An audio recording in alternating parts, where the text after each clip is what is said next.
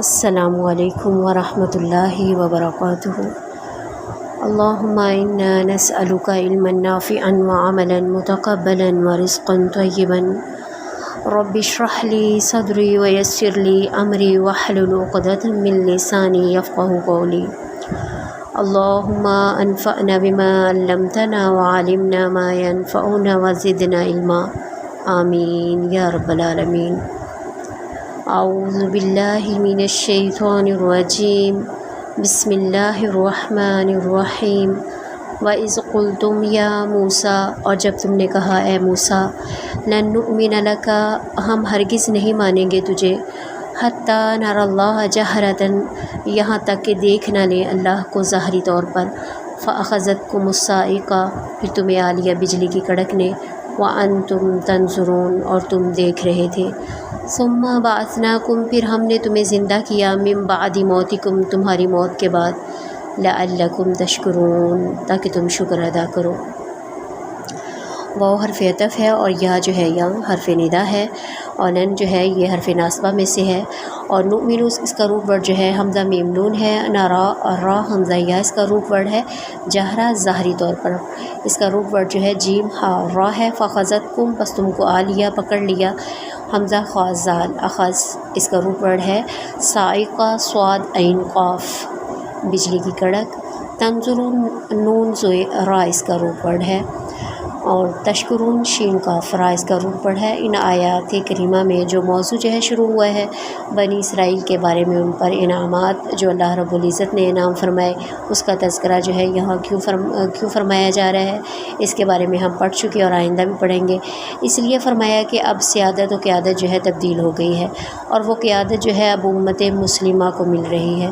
ان اسباب کا جائزہ لیا جا رہا ہے جن کی بنیاد پر بنی اسرائیل سے قیادت جو ہے چھین لی گئی، اور ان اسباب میں ان انعامات کا تذکرہ بھی ہے جو اللہ رب العزت نے ان کے اوپر جو ہے فرمائے۔ یہاں اللہ تبارک و تعالیٰ نے اشارات دیے ہیں، تفصیل کے ساتھ جو ہے بیان نہیں فرمایا۔ مقصد صرف یہ ہے کہ اتنے احسانات اور انعامات اللہ رب العزت نے تم پر کیے، اور تمہارا طرز عمل جو ہے کیا رہا۔ یہاں اس آیات میں اس ایک واقعے کی طرف اشارہ ہے، اور جب تم نے کہا وَإِذْ قُلْتُمْ يَا مُوسَىٰ لَن نُؤْمِنَ لَكَ حَتَّىٰ نَرَى اللَّهَ جَهْرَةً، موسیٰ علیہ السلام کی قوم جو ہے، موسیٰ علیہ السلام نے اپنی قوم میں سے 70 نمائندوں کو لے کر کوہ طور پر گئے۔ جب وہاں پہنچے تو وہ کہنے لگے کہ ہم اللہ کو دیکھیں گے تو مانیں گے، ہم تیری باتوں کا اعتبار نہیں کر سکتے۔ تو کہ واقعی تو اللہ رب العزت سے کلام کرتا ہے، ہم تو خود اللہ تعالیٰ کو دیکھیں گے پھر مانیں گے۔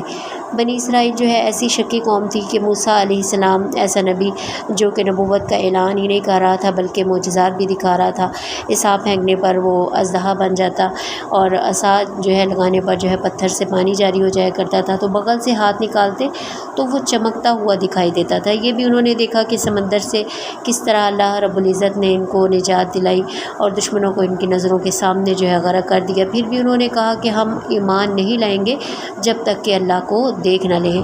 اللہ تبارک و تعالیٰ کو دیکھنے کا مطالبہ جو ہے حضرت موسیٰ علیہ السلام نے بھی کیا تھا، لیکن اللہ رب العزت نے ناراضگی کا اظہار نہیں کیا بلکہ سمجھا دیا کہ دیکھو اس پہاڑ کی طرف اگر وہ اپنی جگہ پر قائم رہ گیا تو مجھے دیکھ لو گے۔ حضرت موسیٰ علیہ السلام اللہ تعالیٰ سے کلام کیا کرتے تھے، اور تو اس میں شوق دیدار کا ہو جانا جو ہے بالکل فطری بات ہے، وہ کسی شک کی بنیاد پر نہیں تھا بلکہ دیدار الہی کا شوق تھا، ایمان کی شرط کے طور پر نہیں تھا۔ یہ دو بنیادی فرق ہیں، ایک تو شک، دوسرا ایمان کی شرط رکھ کے جو بھی مطالبہ کرے گا وہ جرم ہوگا۔ تو یہ جرم جو ہے اس بنی اسرائیل کے جو 70 نمائندے تھے انہوں نے یہ کیا، جب انہوں نے تقاضا کیا، اصرار کیا، ایمان کی شرط جو ہے رکھ کر اس بات کا مطالبہ کیا، تو اس مطالبے پر ایک زوردار کڑک جو ہے کڑک والی بجلی جو ہے گری، اور بجلی گرتے ہوئے تم دیکھ رہے تھے۔ اللہ رب العزت فرماتے ہیں وَأَنْتُمْ تَنظُرُونَ، کہ اب شامت آئی، ایک دوسرے کو دیکھتے ہوئے وہ مر گئے۔ ثُمَّ